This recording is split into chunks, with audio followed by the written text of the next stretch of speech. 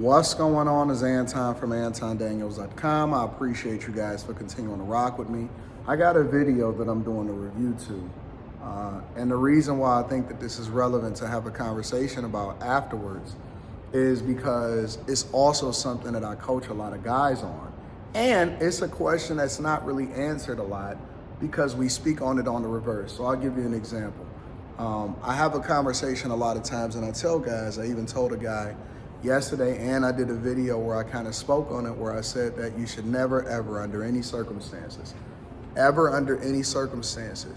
want to or give in to the idea that you want to raise somebody else's child. Let me say that again. Never, ever subject yourself to the idea of being a step crash dummy.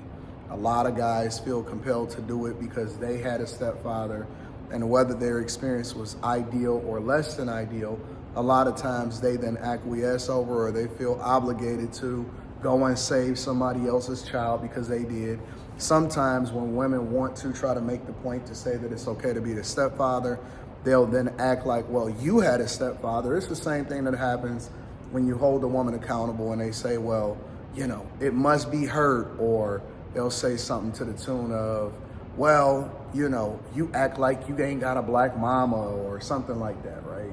And it's all just posturing and nonsense, and they just talking because they want to deflect from the idea that they need to be held accountable for the actions that they made, or breaking up their family, or choosing the wrong guy to have a child with. On the reverse, though, one of the things that I don't speak to a lot is, should it also be the same rules applied or the standards applied when it becomes a woman, right? When a guy has children, what should you expect if you decide that you want to get into a relationship and you don't have children, or you do have children? And again, I think that people that have children, a lot of times they need to go back to the person that they was with. And, you know, I know you're going to say, well, what if he was trashing all of this stuff? Was he trash when you was laying down with him?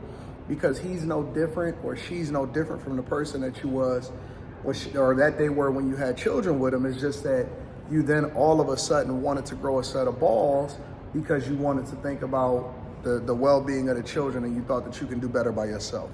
It's not true. The children need their biological parent, and they're going to have a relationship with them. Anyway, which leads me to my point. And the point that I'm going to make is that women a lot of times think that once they get into a relationship with a guy that is no longer with the child's mother, right? No longer with his baby mama, that she somehow, some way has more impact and sway over what he does, or his relationship with her is more important than the relationship that he has with his child's mother. Now, I'm gonna qualify this by saying that this is for active fathers only, right? This is not for the guy that's running around town populating the entire country by having sex with everybody and having a whole bunch of children because he's a dope boy and he think that his legacy is gonna be based off of his bloodline versus what it is that he did in the streets. Nope, you're still going to jail. Nope, your ops are still looking for you. Please be careful who you decide to have children with, ladies. But my point is that that man is married to that woman regardless of whether or not they have children. I mean, you know, whether or not they have a marriage certificate, or they ever got married, or they ever got divorced, whatever. That man is always going to be married to that woman, one way or another, because your attachment to the person is forever through the children. That's why scripturally and historically, the person that you were married to was the person that you had children with. It didn't matter whether you had a piece of paper or not. People always get caught up on the idea that, what do I need a piece of paper for? You don't need a piece of paper. Listen, you are going to get your ass kicked. If you decide that you wanted to leave that woman, or she decided that she wanted to leave you, and y'all had kids together, y'all so worried about marriage instead of being worried about whether or not you had the child with the person. Don't you know that child support or family court is going to be for the next 2 decades?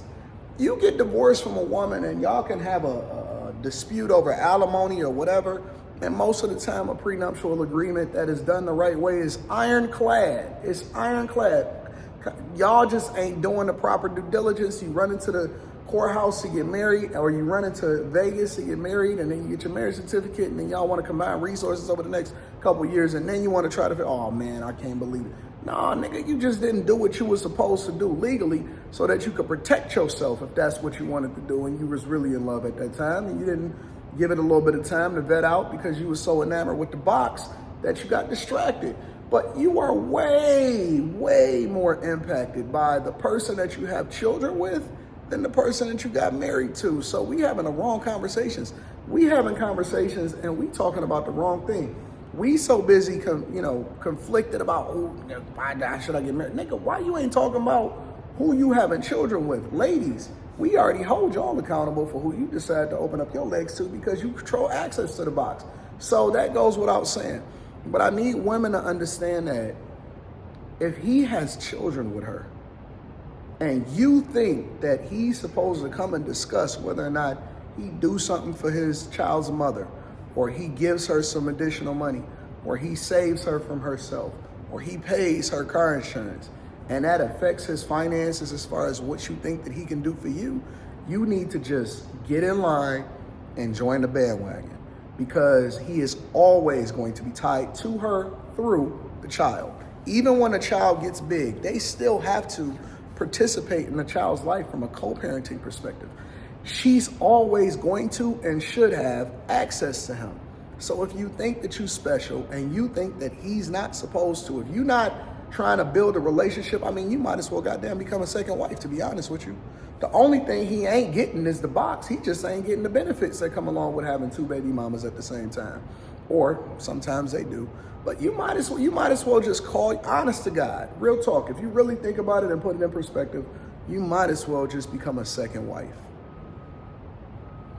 Because he's always going to be taking care of her. She's always, to an extent, going to get some kind of financial benefit from him. He just not smart enough to understand that it also come and qualifies with the box. Or he's so busy worried about how you feel about the situation or what you think about the whole thing that he not getting all of the benefits that come along with having to interact with her on a regular basis. He dating her without actually having to date her.